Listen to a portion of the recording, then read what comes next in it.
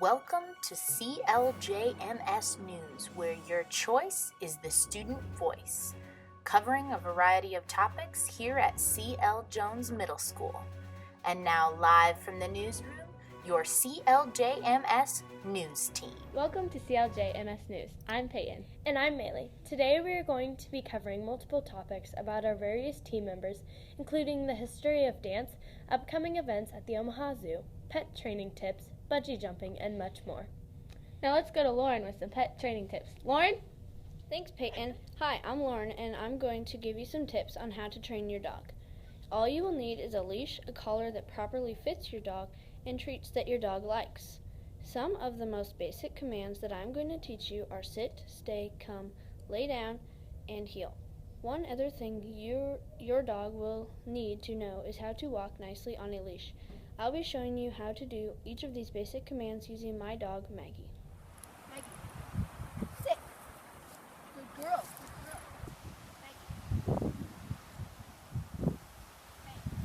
Stay.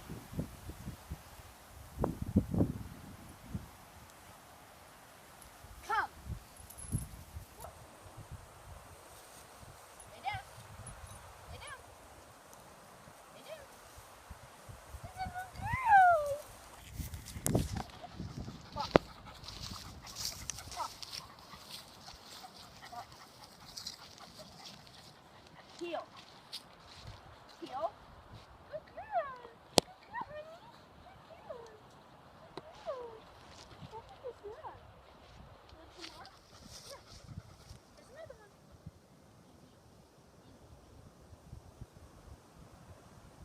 Good girl. Good girl, honey. Good girl. Some things to remember are always keep the training sessions brief from about 5 to 10 minutes and end a session on a positive note. Correction should not be harsh or angry, and never use physical punishment to discipline your dog. If your dog is having troubles learning a new command, end the session by reviewing something they already know. Always remember to reward them for good behavior. Back to you, Maylee. Thank you, Lauren. Now to Peyton with a story about the sandhill cranes. Peyton? Thanks, Maylee. Hi, I'm Peyton Ness. The time has come for the sandhill cranes to make their northward migration to Canada, Alaska, and Siberia. The cranes will come from Texas, Mexico, and New Mexico and will fly northward towards their destination, but not without stopping in Nebraska first. Nebraska is known for hosting these phenomenal birds. The cranes will land in the Platte River Valley in late March or early April. Some people wonder what attracts the cranes to Nebraska in the first place. The answer is simple. Nebraska provides grain from empty fields to the cranes. They gain almost 20% of their weight. Also, with the Platte River Valley being an 80-mile stretch of land, the cranes have plenty of room to move around. With over 80% of the world's crane population in Nebraska at the same time, it's hard to turn away the opportunity of seeing them in person. With the addition of numerous geese, ducks, eagles, and shorebirds that tag along with the sandhill cranes, it's hard to believe that someone wouldn't want to see this spectacular phenomenon. 12,000 to 15,000 people travel to Nebraska to witness the sandhill cranes' migration journey. Numerous events and venues are dedicated to observing the cranes. If you are interested in seeing the sandhill cranes, I would suggest visiting the 47th Annual Audubon's Nebraska Crane Festival that is held through March 16th through 19th this year, not to mention other places such as Rose Sanctuary and the Ian Nicholson Audubon Center located in Gibbon, the Fort Kearny State Recreation Area located in Kearny, and the Crane Trust Nature and Visitor Center located in Alda. Before you decide if you want to observe the sandhill cranes, let me share with you some information about them. The cranes have been around since the Eocene, which ended 34 million years ago. This makes them one of the world's longest living bird species. Their average flight speed can reach up to 38 miles per hour. During their migration, they can travel up to 175 to 450 miles a day. Wow, it's unbelievable that sandhill cranes have the ability to do so much. Don't waste the opportunity to see these amazing birds, and always remember to keep an eye out for the cranes while in the Great Plains of Nebraska. Back to you, Peyton. Thanks, Peyton. Let's run over to Bailey with a look into the upcoming track season. Bailey? Thanks, Peyton. It's time for track and field at CL Jones Middle School, so let me guide you through the questions you may have. 7th and 8th grade track and field gives students an opportunity to try new events before they can go into high school track. Track and field offers a great opportunity of practice to improve your track and field skills. Maybe this year you or someone else can try something new and not have to just stick to the things you or someone else are good at and know about. I will tell you about the schedule and coaches, including their goals. To begin with, you should know when the track and field meets are so that you can go and cheer on your local track and field team. In April, the track meets are the 11th, 18th, 21st, and 25th. Also, the track meets in May are the 4th and the 9th. Students will practice every day during school to improve their skills. The coaches will also try to teach them how to change their ways in order to do something faster or better so that they can hopefully smoke the competition. Finally, we will get to the coaches that are all behind the scenes. They consist of Mrs. Clapper, who coaches girls high jump and running, Mr. Wood coaches throwing, and Mr. Miller coaches the boys long jump, triple jump, and runners, and Mr. Cremosa coaches hurdles and blocks. They are trying to add a new pole vault coach, but as Mrs. Clapper said, that is not completely worked out yet. When I talked to Mrs. Clapper, she said our goals are to be successful as a person and your personal improvement rather than placing at every meet. We want students to come out, work hard, and have fun throughout the season. So go out and cheer for your local track and field team. Go Whippets! Back to you, Maylee. Thanks for the sneak peek, Bailey. Let's move and groove over to Hannah with the history of dance. Hannah? Thanks, Maylee. I'm going to talk about dancing. Dancing has been around for a long time. Dancing has a lot of different elements, such as tangoing, line dancing, swing dancing, slow dancing, and just dancing for fun. Weddings are most generally the most common dancing times. I really like dancing. Tangoing is very old, but you can still tango today. Line dancing can be anywhere from 1 person to 50 people. Line dancing is so much fun, but there are certain songs for certain dancing. Dabbing is another one of the new trends, but it's not really dancing. Here is a music video to a bunch of dances some friends and I made.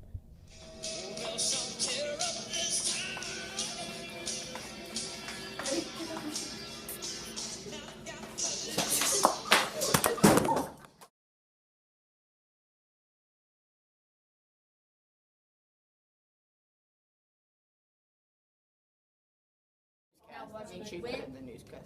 Now watch me, Nene. Go. Shoot you on that beat.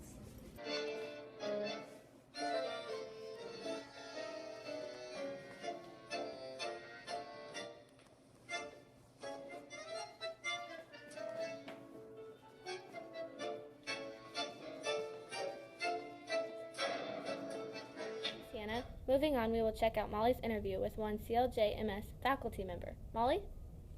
Hi, I'm Molly B, and I'm here with Mrs. Hollinger. I'm going to ask her some questions. When you first decided what you wanted to be, did you ever consider teaching as a possibility?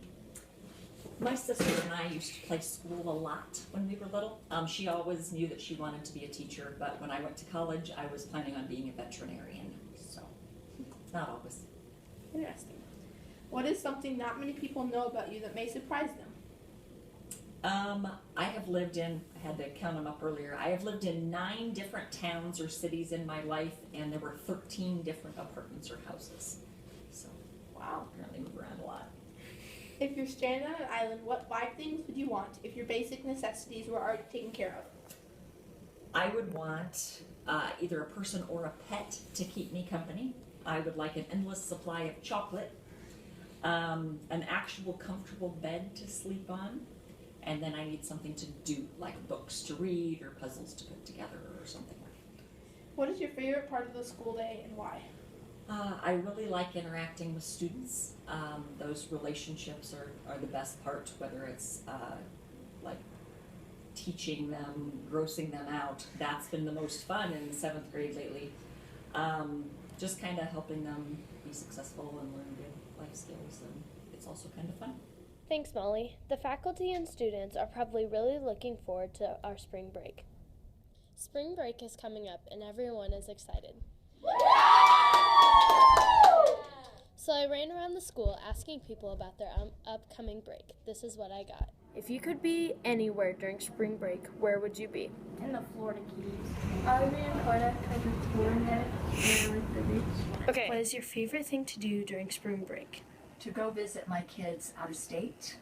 fun. And then what are you doing this spring break? We're going to go to Arizona and just lay by the pool and soak up the sun and then see our daughter who's a physical therapist there.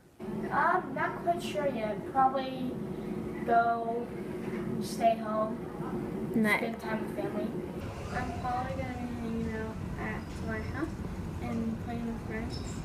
Now let's move over to some information about the Henry Doorly Zoo with Carissa. Thanks, Maylee. Hello, I'm Kirsten, and I would like to inform you about things happening at the Omaha Zoo.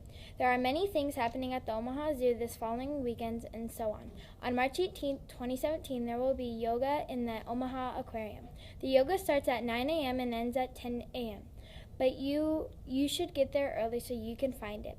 The next event I will be talking about is the Teddy Bear Weekend. The Teddy Bear Weekend is when you bring one of your favorite stuffed animals and they will repair it in the Henry Doorly Zoo and Aquarium. It starts April 1st and 2nd at 9 a.m. and ends at 3 p.m. The last event that I will be talking about is the Moo at the Zoo. Moo at the Zoo is when people come to the Henry Doorly Zoo and Aquarium to see how agriculture works in life. I would like to add that it will begin June 3rd and 4th at 9 a.m. till 4 p.m. That is all from me today. Back to you, Peyton. Very exciting, Carissa. Thanks. Now over to Jacob with some gaming information. Jacob? Thanks, Peyton. Battlefield 1 is a game developed by EA DICE that millions play around the world. Soon to be released is the They Shall Not Pass DLC on March 7th, 2017. It is going to be featuring the French and Russian soldiers, new weapons, camos, and vehicles. There may also be an increase in levels reaching up to 125 and the loadout levels reaching up to 40. It is going to be based in late 1918, which should provide a new layer of strategic thinking. There was also 2 new blimps, one of which they already released. There was also a new elite class, the Trench Raider. As you can tell, Battlefield 1 is coming out with many cool things and special items. Excellent information, Jacob.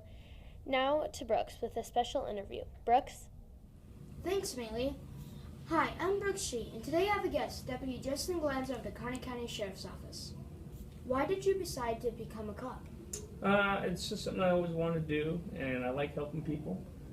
This job gave me a chance to do that. I like solving crimes. What did you study in college? I studied criminal justice and psychology. Where did you start policing at? I actually started in Minden at the Minden Police Department. How long have you been policing?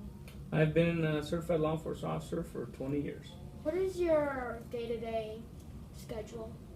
My day starts, basically I'm on call from 5 o'clock in the morning, and then I go on duty at 7 o'clock in the morning. My shift is traffic enforcement, we serve civil papers, court security, then I have to pick up meals for the inmates. Usually do that about 11:30, and then in the afternoon, it depends on running traffic. We patrol the whole county. We have 522 square miles in Kearney County. Thanks, Brooks. Now let's check out some upcoming events at the Minden Opera House. At the end of March, the Opera House is having a Music Legends Weekend. To kick off their event, they are starting off with one of their most popular acts of all time, Joseph Holt and his tribute to Elvis Presley. Joseph finished in the top 10 of NBC's America's Got Talent in 2008, earning recognition all over the world. After touring all over the world, even overseas, he was given the opportunity to perform the Elvis Rock and Remember tribute show in the New American Theater in Branson, Missouri. After winning several competitions, he is widely recognized as one of the top Elvis impersonators in the business. To wrap up the weekend, Bill Fornes and the Tennessee Two performed the music of legendary Johnny Cash with special guest and regional favorite Melinda Ferrer. Due to the cancellation of their December show, they'll even be performing some songs off their Christmas album as well as some of Johnny's most famous tunes. Tickets to the shows are $20 and $15 to check out these fun-filled shows. The dates are March 24th through the 26th. Don't miss out.